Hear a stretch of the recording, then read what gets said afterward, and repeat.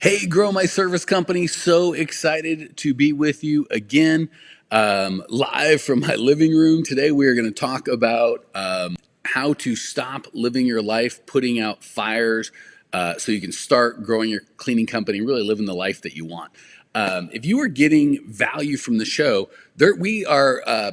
For some of you are joining us live. If you want to join us live, just join our Facebook group, Grow My Service Company. We'll let you know when the lives come up or sign up for notifications at growmyservicecompany.com. We are on, for those of you listening to the podcast, we also have a YouTube channel. For those of you on the YouTube channel, we also have a Facebook group and we do this live. So if you're getting lots of value and want more, just go to growmyservicecompany.com to get everything you need. And definitely subscribe, rate, and review, shout out, give us some love. Tell me what you like, tell me what you don't like, what you want more of, what you want less of.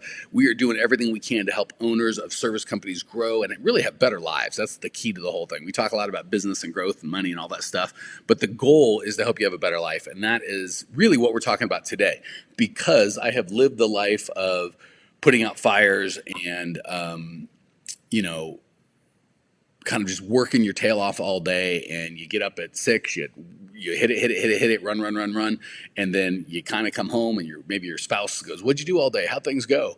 And you're like, "I don't know, nothing. I can't. I don't know." Right? And I want to make sure as owners, that's not the life that we have, because oftentimes, if any of you guys and gals are like me, you are control freaks or perfectionists, right? And we feel like we have to do everything if it's going to get done right. And I remember when I realized this about myself, and in not a great way, is one of my coaches, he and I were actually skiing in like Vail, I think, Aspen. And we were kind of talking about this, and he said, "So are you a perfectionist, or do you?" And I'm like, "Oh, absolutely." And up until that moment, I'd always kind of said that with a bit of pride, like that was a good thing. And he said, "How is that working out for you? How's that serving you?" And the more I thought, when I was kind of faced to think, I was like, not really so great, right? Feeling I had to do everything, and if anyone else did it, it would get done to a lesser degree, was not serving me, it wasn't serving my company, wasn't serving anybody, right? And it's so funny, prior to that, I thought that was a big win, right? And that kind of goes part and parcel with putting out fires all day. Because the reason I have to put out fires is because no one's smart like me, right?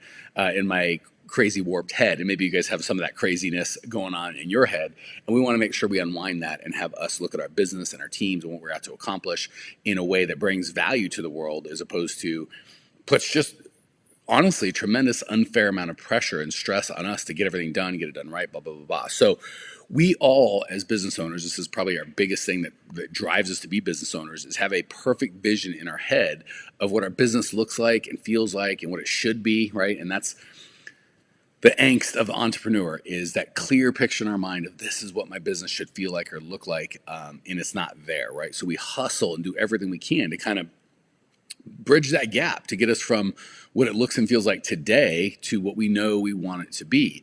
And I think the reality is we just want control, right? We feel like if our business is in order and we can kind of make that little part of our world look and feel right, maybe our lives could be okay, right? And I don't know that we consciously think that, but I think that subconscious is there. But the cost of feeling like that burden to change the world, or at least our business, is on us. We're constantly doing and fixing if we're the smartest person and have to do it, right? And it's frustrating. You guys can give me a shout out, and gals, if raise your hand where you're at, or mentally, if you've been on a vacation and ended up just working from a different location, right? Your family's, now it's even worse, because as opposed to sitting in your office hustling, your family's out, you can see them out, at the pool or at the ocean or wherever you're at, while you're in working, right? It's frustrating because your family's like, "Hey, come on, take time off," and you're mentally and sometimes physically not there. Or even worse, if you've come home early from a vacation to put out some fire, deal with some sort of emergency in work, right? It is frustrating. I have been there, when you dread the sound of your phone. You don't want to check emails, because every phone call, every email is just something bad that you have to deal with. And if that's something you've experienced or are experiencing, would like to not experience it, you are in the right spot. So I'd love to share with you kind of how I discovered this stuff, so you guys can see like the origin story. Go, great, how can I, how does that relate to me? So believe it or not, I wish I could have said I figured this out before I sold my first couple companies, but I didn't. I was because I was born super, super poor, and it's so fun to talk to and interview all of you entrepreneurs. And maybe we'll get you guys on if you want to be on the show and you've got something to say. Email, just shoot us an email at growmyservicecompany.com. We'll see if we can get you on. But having talked with, helped, served, coached, interviewed just hundreds and hundreds of owners of service companies. Everyone's story is different, but a lot of us, some of us started from, whether we were born rich or poor, we started from do or die situations, right? I put everything I have into this. I staked my claim. If this thing doesn't succeed, I'm sunk, right? That kind of a place can be common in most of our journeys. The problem is, because of that, for me, because I was grown that way, that's what I think created that control freak situation. Like, I've got to be on top of everything. I got to do everything because if this thing goes down, I'm screwed, right? The problem is, once I got unscrewed, here we go, Lindsay. Thank you. She's like, she just said support at growbyservice.company.com. She'll talk through if that's something we can do for you to get you on the show, or if you have a recommendation of someone you think would be awesome as a guest on the show. Okay, so the crazy thing is, when I sold my businesses and finally kind of became financially independent of, I don't really need this business right now to do well, to have a good financial security, that's when I started to realize, like, holy crap, I can do what I want to do. I don't have to do what I don't have to do much when it comes to work. I do a lot. Please don't hear me saying I don't do anything, but I don't do a lot of stuff I don't have to do, right? It's all things I choose to do. The crazy thing is, I look back, I'm like, I could have, two things. One, when I started just doing the things that I wanted to do and I felt like I was uniquely qualified to do and I didn't have to do everything, I got so much successful so much faster, right? So then I put two and two together and go, wait a second. I had this false belief because when I started, it was a do or die, that because it was do or die, I had to do everything. And I thought that was going to kind of protect me. In reality, it slowed me down. It made it worse. So I had to wait, for me, because I'm not that bright, to kind of be semi-financially independent, where I didn't have everything sunk in this business, right? If it didn't do okay, I was still going to be okay. To put that math together. But I'm inviting everybody, no matter where you are in your life, if you're like, I don't need any money for my business, or I desperately need my business to succeed financially, you can still separate what you do. And that doesn't, neither of those scenarios mean you have to be a control freak or do everything or be responsible for everything. And that's going to slow you down, right? So it was easier for me to get that once I kind of had the financial security to do it. But I want to encourage those of you that don't quite have the financial security. It hurts either way. It's not good for your business no matter what. Yeah, you don't have to be financially independent to make that shift. Putting out fires all day, running your business, will just whisper lies to you all day long. Like, you got to do this, you got to handle that. There's an email, there's a text, right? There'll constantly be this undertow of, don't worry about the important stuff. Don't worry about casting a vision. Don't create any systems. Don't do any real work. Just put out this fire or that fire, and that can rob you of getting anything done. And it makes you hate your business if you're like me, right? You get, at the end of the day, you're exhausted as opposed to energized. So that said, let's talk about how this could look and what we might really want out of our lives. And I'll tell you, after I sold my second seven-figure business, I had more time to kind of be like, what do I want to do, right? I didn't have to really jump into anything. And I started by spending a lot of time with other very successful people, many of whom are much more successful than me, which I like, right? It's tough because as we start growing, especially in our business, typically, as the owner, we're the most successful guy or gal in that room, right? They all work for us, which is safe, but not great for growing, right? Just like if you're going to anything, chess, basketball, any sort of skill, you can play, I'm 6 foot something and a couple 100 pounds, and I could play basketball with my 4-year-old all day and just dominate him, right? Which might make me feel good if I was a psychopath, but it's not going to get me much better at basketball, right? If I found someone who's far, far better than me, I get better. So I love spending time, all that to say, with people that are more successful and kind of living life that I want. I got to do that without really having a specific business, right? Which I'd never done. I'd always try to seek out successful people, but I had a business I had to focus on. And I realized that when I started watching the themes of these successful people, was a lot of them didn't, the people that were the most successful financially really also had the best lives, right? So I didn't find a lot of people that were doing a lot of day-to-day stuff that they didn't love that were crushing it financially. And the people that were crushing it financially really had ordered their lives in a way that they liked, right? And some of them weren't ways that I would want, like, oh, that's not the life for me. But it was the life for them and they were happy. And I started realizing, okay, maybe we start with the life that we want to do, and then we create a business to support that, as opposed to creating a business and then supporting it, putting out fires, doing whatever it needs all day, every day.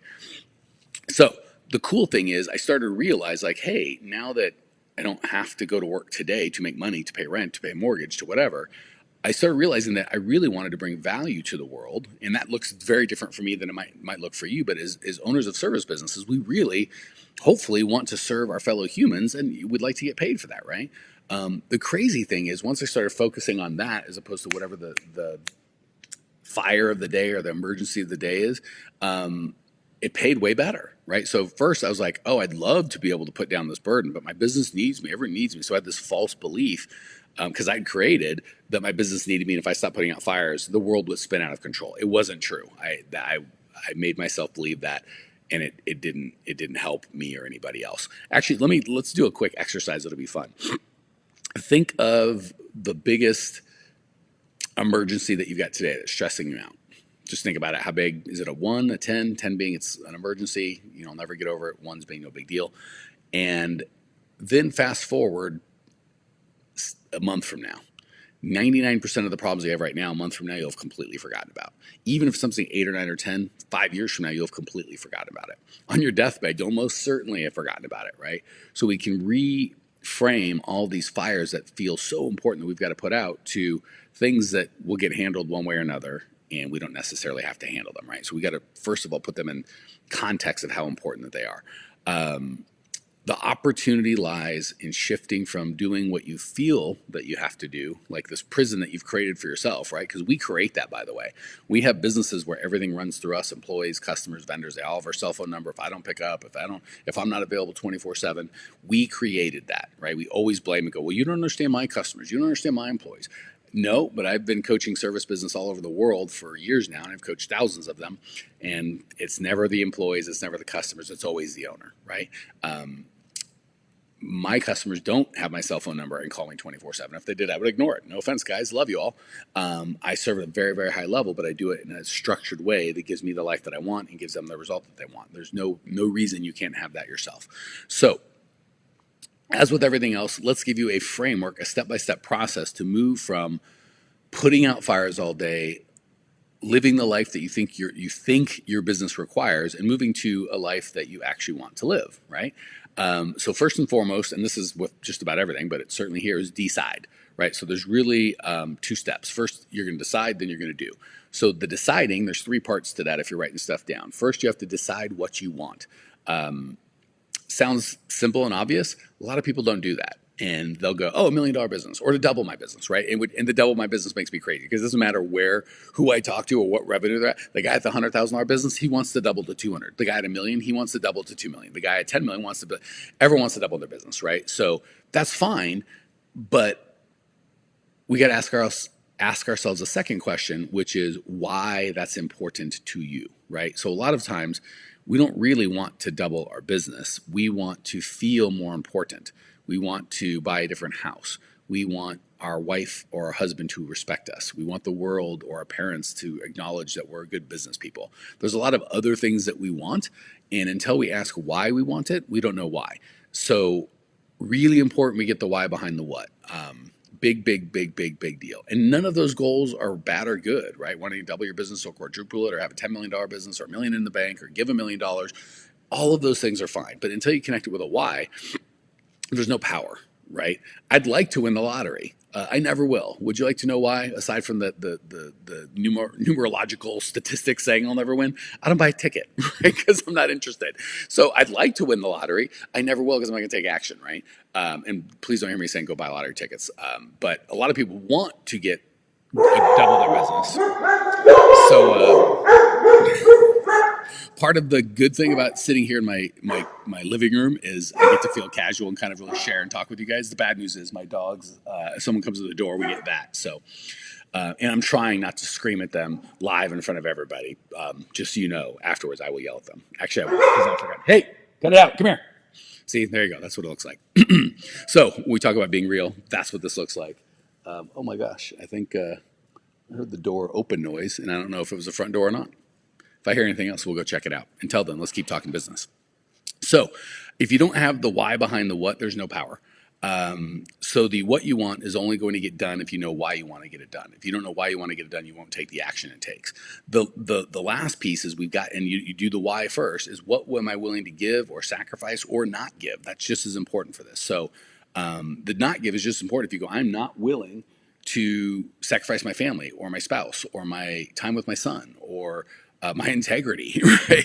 There's a lot of things you want to say, I won't give that, right? Like we consider people for our coaching programs.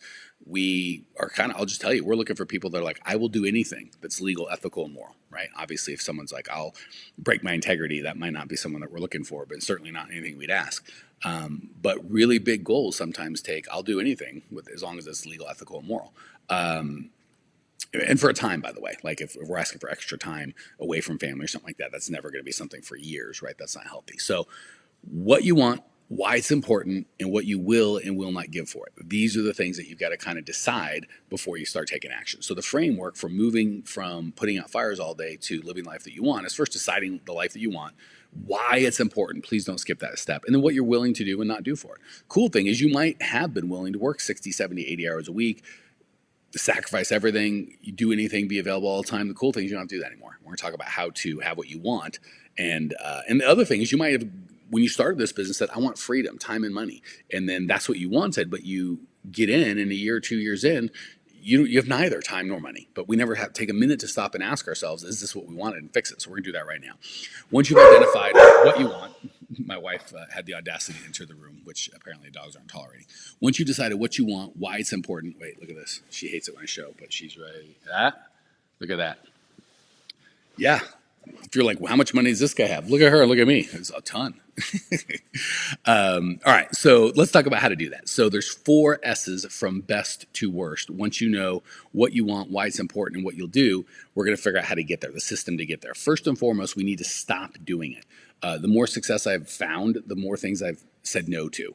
When you're first starting, you say yes to everything. So to say no to stuff means you're stopping a lot of stuff. So if you can't draw a straight line from any activity that you want, or any activity that's going to get you what you want, right? So now that you're clear on what you want, if you can't draw a straight line to this thing that I'm doing or is getting done now to the thing that you want, we're going to get rid of it immediately. This could include bad customers, systems that don't work or work poorly, employees pulling one way, you want this thing and they want that thing. These are all things that you can fire, stop, quit, get out of your life. Even if you have felt before like, oh, I've got to have that. I couldn't fire that person. I couldn't stop this customer. I couldn't do any of that. You absolutely can. You have to go back to what you want, why that's important. And then you got to get rid of the things that are going to stop, right? So that's the best. Getting rid of things, stopping things is the easiest, cheapest, fastest, most immediate way to get benefit. Number 2, you're going to systematize it. So some things you don't love in your life or don't want in your life, like for me, paperwork or detail-oriented work. I would love to get rid of that, but I can't just stop doing payroll, right? I just can't stop doing detail-oriented work that needs to be done. After this show is done, lovely human beings on my team take it and release it to YouTube and put on the bumpers and maybe edit it and do, I don't even know what they do. It's magic to me. Really important that it gets done, right? Part of what I want is to serve people. But that's one of the things that we systematize and automate and then sub out. So systematize, when possible, create a system to handle it as opposed to a person. Perfect example of, I think Lindsay is the one still, I don't know if one of the VAs do it or not, but she used to kind of take this and hand post it everywhere. And then she found some software that did it automatically, right? That was a system. Billing, right? It could be when it's time to bill, I create an invoice and then we send it and the customer or whatever. We can automate that and just have their credit card on file and bill once a month, right? There's systems that you can do that can get rid of a lot of stuff. So when possible, first of all, stop it if you can. But if you're like, no, I need it, systematize it when possible. Create a system to handle as opposed to a person, or a system that will supercharge a person's abilities, right? So like hiring, without a system, one guy could be a full-time job and really still not get enough good people. If you have a system behind it that we talked about, I think a podcast or 2 ago, then one person can handle it in like 5 hours a week, right? So systematize the things that you can do to either eliminate the need for human interaction completely, or to supercharge humans so they can do a lot more and not to spend much time there. So first, stop it. If you can't stop it, systematize it. If systematizing isn't going to get rid of the problem completely, then you sub it out. And when I say sub it out, that can mean a lot of things. Ideally, it's an outside company who's only paid for results, no commitment, month to month, quit, right? That's my favorite. The more kind of interior they get, the farther we get away from paying for results and paying for activity, and the longer the commitment, the less good it is, right? So the longest commitment is obviously a full-time employee. And even then, we're still going to hold them accountable for their KPIs, their key performance indicators, and we're going to support them with amazing systems so they can get a lot more done. So first, we're going to stop it. If stopping it doesn't work, we're going to systematize it. If systematizing isn't enough, we're going to sub it out, ideally to an outside company that just handles it for a fee. And if we can't do that, we can actually get employees and things like that. And we're still going to hold them accountable to KPIs, key performance indicators. Okay, last thing is self-perform. This means we do it ourselves. This should be only the things that you are uniquely qualified to do. And again, the reason we started with what you want, why it's important, and what you'll give up for it is you want to be clear on what you are uniquely able to do and what you want to do, right? So I'm the only one that can set the vision for my company. You're the only one that can set the vision for your company that you are uniquely qualified to do. The culture, you're the only one able to do that. Talking to a customer, anyone can do that, right? You might choose to do that, but you're not uniquely qualified, right? And if you are, that means you don't have enough good staff. Providing the service that we provide, you're not uniquely qualified to do that. I do the coaching because I love it. Guess what? There are other amazing coaches out there. We have a mindset coach, right? I'm not uniquely qualified to do that, so I pay somebody else. Even on this coaching, I love doing it. But if I couldn't or didn't want to do it, I'd pay someone else, right? So you've got to only do what you're uniquely able to do. Ideally, do the thing that gives you energy and doesn't take it. At the end of the day, every day, if you're whipped and don't know what you did and you feel like the business has sucked the life out of you, you're doing the wrong things. Yesterday, I woke up at 5:30. I think I started working at 6:30, and I didn't stop till 5 in the afternoon. I think I had an hour break in the middle. Felt just as good at the end of the day as I did at the beginning. I was doing all things that gave me energy and loved it. So make sure that the quality of the work that you do is, I'm not recommending you work 12 hours a day every day or even any day, but if you are going to, and by the way, I'd had days off before that, so please don't hear me complaining. But when you do work a lot, you want to make sure it gives you energy, not takes energy. Okay, that said, you are going to have to do the hard things. So I'm not saying you should never do anything hard or difficult or that you don't like. That should just be the mass should not be the master of your time, and you should make sure it is directly tied to you getting the results that you want, right? So you should be doing that 10-20% of your time. You should make sure, or zero, like it doesn't have to be, but at some point there's always going to be a hard conversation that has to happen or something you don't like doing that you have to do. So as long as you've checked out to make sure you couldn't stop it, you couldn't systematize it, you couldn't sub it out, you were uniquely performed to do it, you're good to go. The final piece on that is if you're doing only what you're unique and you're going to do the rest yourself and only what you're uniquely able to do, ideally what gives you energy and doesn't take it, even though you're going to have to do hard things periodically. Last, you're going to eliminate distractions by boxing time. So do one thing. I got this off of Winchester, I think, from MASH. Shows you how old I am. Good show. He says, I do one thing, I do it well, and then I move on to the next thing. That's how you want to be as a business owner. A lot of people think that we can multitask and have texts and emails and run 3 things at once. You can't, right? So really important as a business owner, you box your time when you're working on your business, kind of with your big brain thinking. We're doing that. The little amounts of time that we're working in our business, putting out fires, that should be, maybe an hour a day tops, and we're going to kind of take charge. So that framework and mindset is what allowed me to not only have a good financial success, but love my business, love my people, and really feel honored and blessed to be able to do what I do every day. It energizes me more than drains me. More importantly, thousands of service business owners just like you have also been able to create the lives that they want. Again, income's great, but without the life that you want, it doesn't mean anything. So not only are you going to increase what you can do and accomplish, but you become a person who does less and gets more done with more impact, right? So that's the real thing, is you can get more done, impact more people without having to do more yourself. This skill, not only will you have to your grave, you'll be able to change lives your entire life with it. So if you have gotten value, you like this, you want more, subscribe, rate, review to the podcast, subscribe to the YouTube channel, go to Grow My Cleaning or Grow My Service Company. We also have Grow My Cleaning Company, but go to growmyservicecompany.com. Reach out on Instagram. If you were digging this and you have subscribed or rated, reviewed, or referred and turned someone else on to the show, just hit me up on Instagram. Let me know. We're instagram.com/Grow My Service Company.